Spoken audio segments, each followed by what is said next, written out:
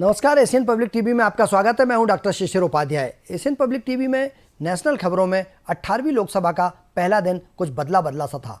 सांसद के पद की शपथ का दिन था तो सब कुछ बिल्कुल शांति से चलना ही था, लेकिन इस सब के बीच कुछ और भी चल रहा था। इशारों में चुपचाप बार पलटवार चल रहे थे। पीएम मोदी जब संसद में दाखिल हुए, बीजेपी सांसदों ने उनका जमकर स्वागत किया, जोश के साथ नारे लगे। इसके बाद पीएम मोदी अपनी सीट पर बैठ गए।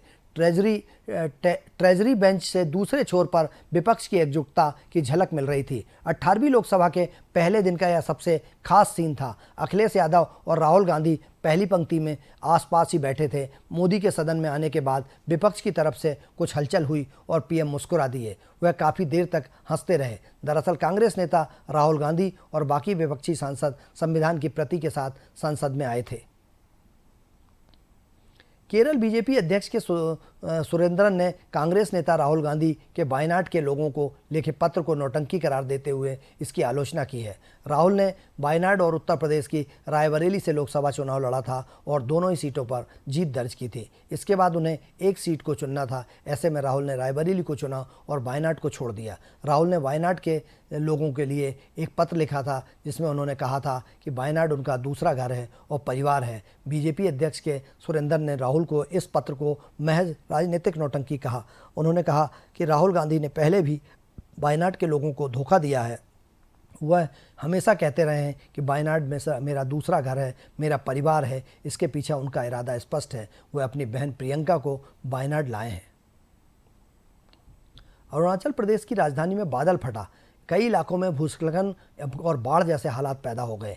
स्थानीय आपदा प्रबंधन और प्रशासनिक अधिकारियों ने बताया कि अरुणाचल प्रदेश में पिछले कुछ हफ्तों से मूसलाधार बारिश हो रही है। हाईवे पर 415 पर जल भराव होने से कई वाहन फंसे हुए हैं। वहीं मौसम विभाग ने मध्य प्रदेश का मालवा इलाके में के अलावा गोवा, कर्नाटक, महाराष्ट्र, केरल, तमिलनाडु, नागालैंड, मणिपुर, मिजोरम, त्रिपुरा और पश्चिम बंगाल में भारी बारिश की चेतावनी जारी की है, जिसके बाद माना जा रहा है कि इनमें से कुछ इलाकों में बाढ़ आ सकती है।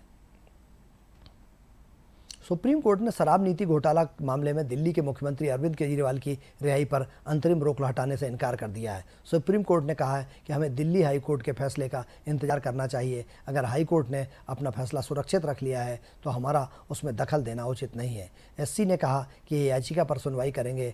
केजरीवाल के अधिवक्ता अभिषेक सिंघवी ने कहा कि हाईकोर्ट ने रोक का आदेश बिना कारण बताए पास किया है और फिर कोर्ट ने अपने फैसले को सुरक्षित रख लिया है। इसके बाद सुप्रीम कोर्ट ने ईडी से पूछा, क्या ट्रायल कोर्ट में पीएमएलए धारा 45 के तहत संतुष्टि को रिकॉर्ड किया है। इस पर एससी तुषार मेहता ने कहा कि ऐसा नहीं किया गया है। यूजीसी नेट मामले की जांच कर रही सीबीआई टीम को कुछ संदिग्धों की जांच व पूछताछ के लिए बिहार के नवादा जिले पहुंची तो लोगों ने फर्जी सीबीआई टीम समझकर सीबीआई टीम के लोगों पर हमला बोल दिया। मामला हाई प्रोफाइल होने के कारण बिहार पुलिस तत्काल एक्टिव हो गई और मामले में 4 लोगों को गिरफ्तार कर कार्रवाई शुरू कर दी। कहा जा रहा है कि यूजीसी नेट परीक्षा के आयोजन में कथित अनियमितताओं की जाँच कर रहे केंद्रीय अन्वेषण ब्यूरो की एक टीम पर बिहार के नवादा में स्थानीय लोगों ने कथित तौर पर हमला किया, जिसके बाद केंद्रीय एजेंसी की शिकायत पर पुलिस ने 4 लोगों को गिरफ्तार कर लिया है। चंडीगढ़ में एलांते माल में हादसा हुआ। यहां एक बच्चे की मौत हो गई। 10 साल के बच्चे के सिर में चोट लगी थी और बाद में सेक्टर 32 अस्पताल में उसकी मौत हो गई। फिलहाल पुलिस ने मामला दर्ज कर जानकारी के अनुसार चंडीगढ़ के एलांते माल के अंदर यह हादसा हुआ। यहां बच्चों को घुमाने के लिए टॉय ट्रेन चलती है। शाम को यह टॉय ट्रेन पलट गई और इसमें सवार 10 साल का बच्चा घायल हो गया। बाद में अस्पताल भर्ती किए गए बच्चे की मौत हो गई। बच्चे के पिता का आरोप है कि सुरक्षा मानकों के ख्याल नहीं रखा गया, इसी वजह से यह हादसा हुआ है। छत्तीसगढ़ के सुकमा जिले में नक्सलियों ने एक ट्रक को परिष्कृत विस्फोटक यंत्र से उड़ा दिया। इसमें केंद्रीय रिजर्व पुलिस बल की विशेष इकाई कोबरा के 2 जवान शहीद हो गए। पुलिस ने यह जानकारी दी। पुलिस के एक वरिष्ठ अधिकारी ने बताया कि यह विस्फोट राज्य की राजधानी रायपुर से 400 किलोमीटर दूर सुरक्षा बलों के सिलगेर और टेकल गुंडेमा शिविरों के बीच टिम्मापुरम गांव के पास दोपहर करीब 3 बजे किया गया।